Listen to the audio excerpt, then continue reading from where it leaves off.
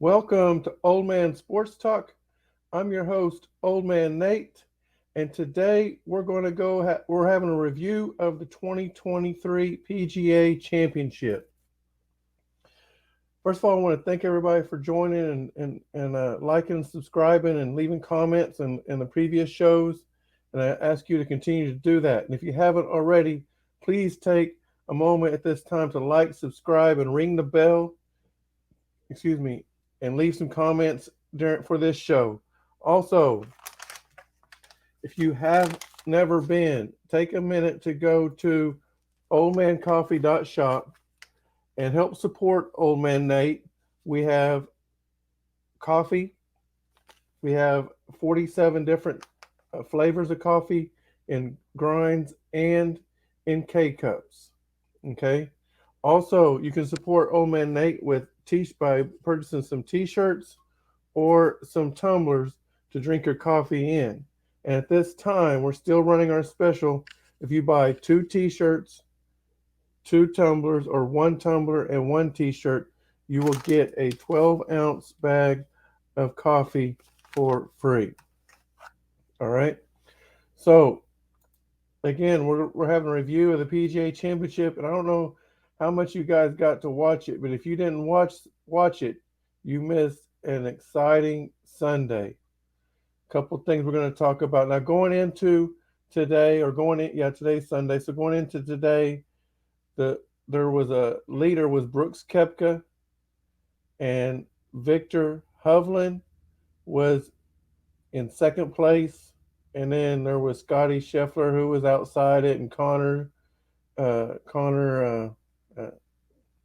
I forgot his name. Connors, I think is his last name actually, um, from Canada. He was right there, and then Rory was about four or five shots back. Roy McIlroy, and so really though, outside of those guys I just named, there really wasn't anybody who had a shot to win, unless Scotty and Rory, not Rory, but Scotty and Brooks and Victor played really bad today. And I've been saying throughout my previous shows, this was a very, very tough course, and the weather obviously didn't help. But today, the weather was beautiful up there in Rochester, New York, at Oak Hill Country Club.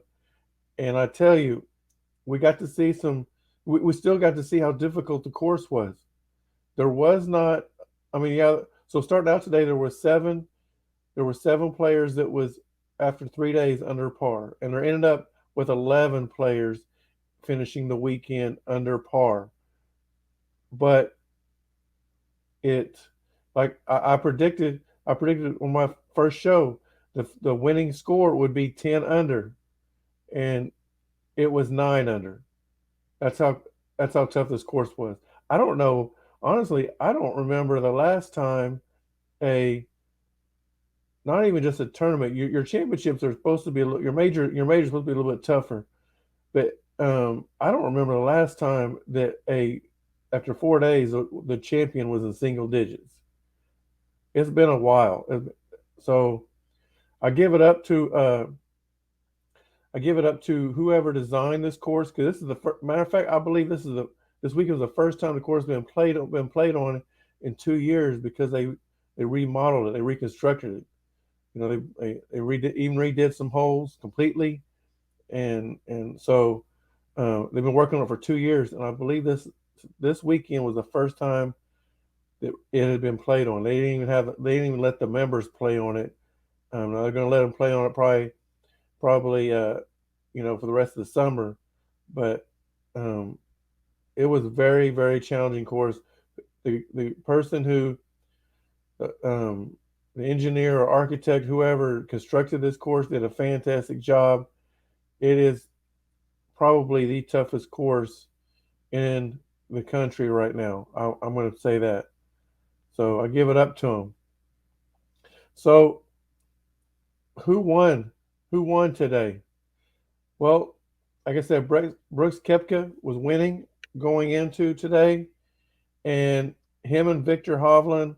were the last two to tee off, and I tell you, I watched the whole thing, and I told you in the previous one I wanted Victor to win. I was going for Victor or Rory, and Rory just never got in contention. But Victor was right there. He was one shot down starting the day. He had it tied a couple times, but he never took the lead. And on hole 16, ended up sealing his fate as a. So on the drive, he ends up in a bunker. And yesterday, I actually don't remember who it was. I was watching. I don't remember who the golfer was, but there was a golfer that ended up in that same bunker in the same spot, and the same thing happened to both of them when they both tried. And I don't know what size iron they used. It was probably, I'm going to guess, probably like a 7 iron. I don't think it was a pitching wedge or a sand wedge. They were about 140 out in the sand, and both of them, when they hit that ball, it went. And by the way, they weren't right up; they were right in the middle of the sand, and it wasn't a really high bunker, compared to some of the other ones. But um, when they hit it, they didn't get underneath the ball enough, and it went straight. It didn't go up, and it got buried into the grass of the bunker. And so they both had to get relief and take a drop and you know take take it hit it from there. And where how this bunker is made and where it hit, like it hit at the bottom. It wasn't like it hit like in the middle or middle of the grass. It hit really. It was in the grass, but just at the very bottom, and it was buried in the dirt. And so that made it tough for them on their relief part because they couldn't get no closer to the hole, and so they're still. I mean, it was very challenging. Victor chose to just chip out. The other golfer went for it. I don't remember where he ended up at, but it didn't matter anyway. But that that sealed Victor's fate. He ended up double bogeying that hole. Um, Brooks Koepka was already up one shot, so that's two shots that he dropped, but Victor dropped, and then Brooks also birdied the same hole, so he was four shots down after 16. So with just two holes to go, he was four shots down. Scotty Scheffler was actually already done, and he was actually in second after that hole. He was now in second place, and uh, Victor was one shot behind Scotty, and the next hole on 17, Victor birdied that one, and then uh, Brooks actually bogeyed it. So Victor pulled within or tied Scotty and pulled within uh, two shots, but yeah, it was over. Um, Brooks Koepka ends up being the 2023 PGA champion. It's his third championship. It's his third PGA championship, fifth major overall. So congratulations to Brooks Koepka. And I'm not sure if the live golfers are ranked. I seen something today where they are ranked. I know last year they weren't ranked with the rest of the PGA, but I know there's been some coming around on that sort of stuff between the PGA and the live. But I'm not sure if Brooks Koepka is ranked or not.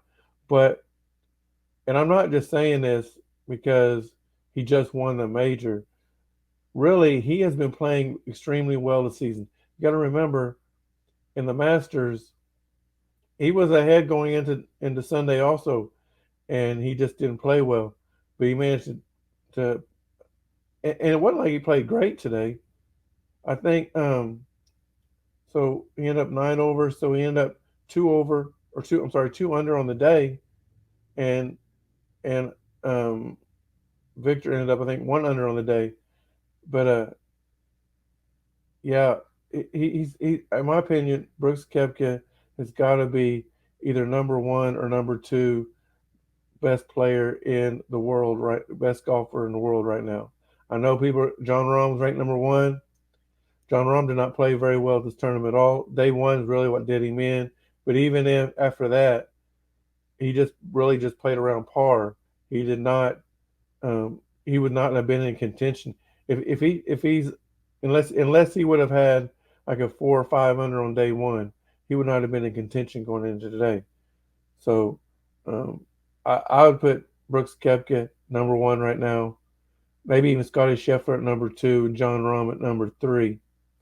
Um, Rory played okay today, but he was not ever in contention. And I know he's ranked number three in the world, but I don't know. He hasn't won any tournaments. I don't know really why he deserves that ranking other than his name. So, um, but anyways, another good story, good feel good story is in these majors, or at least in the Masters, and then especially in the PGA Championship, they they have pre-tournaments before the tournament, like the week before the tournament, qualifying tournaments. That's what they are. That allows, you know, if you have a low enough handicap, you can get in these tournaments, and if you shoot high enough, I believe it's the top 20 people that place. And these tournaments held on the same day all across the country. But if you finish in the top 20 all across the country, then you get invited to the PGA Championship. And, there was one guy this weekend that stood out, and it was Michael Block.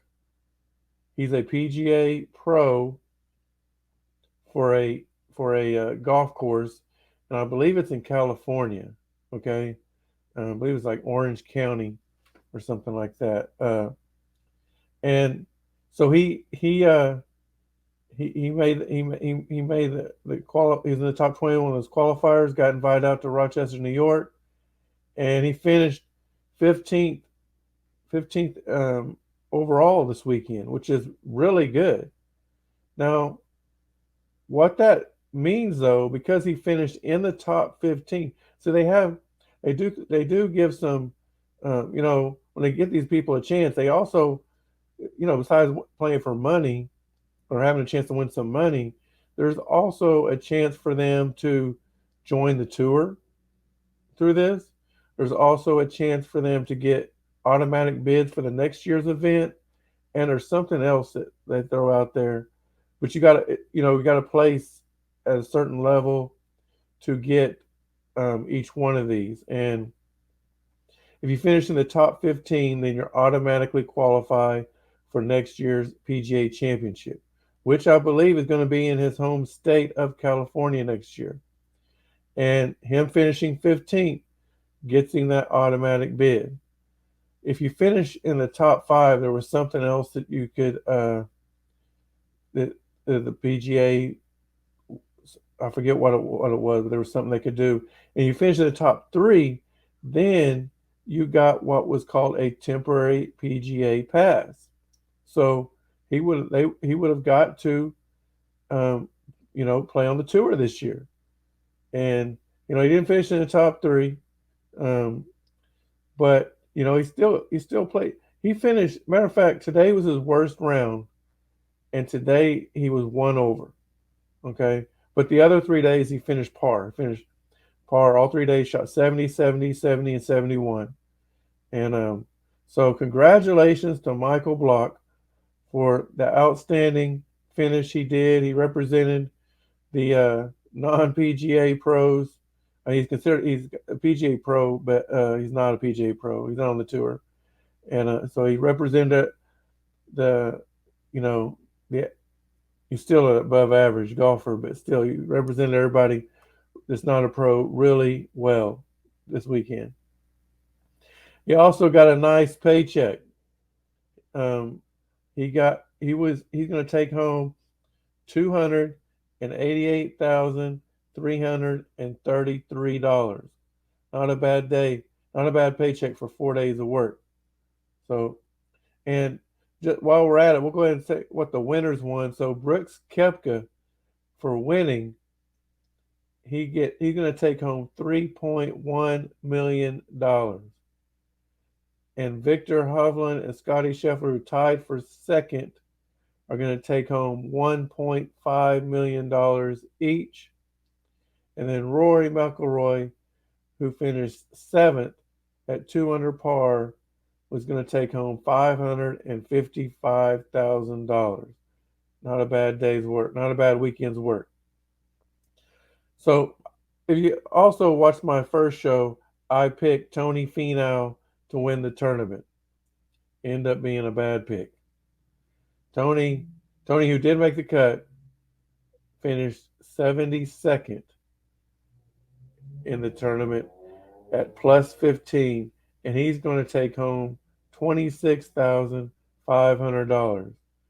Again, not bad for weekends of work, man. I tell you what, if I could get paid $26,000 for every weekend or every 4 days, if I get paid $26,000 a week, yeah, I'd definitely be playing golf for a living. But I'm not near that good. So last place, by the way, last place. If you made the cut, last place took home $25,000. So yeah, and then I also did some reading, and I found out that even the people that didn't make the cut, as long as they finished 2 rounds of golf, they got $4,000.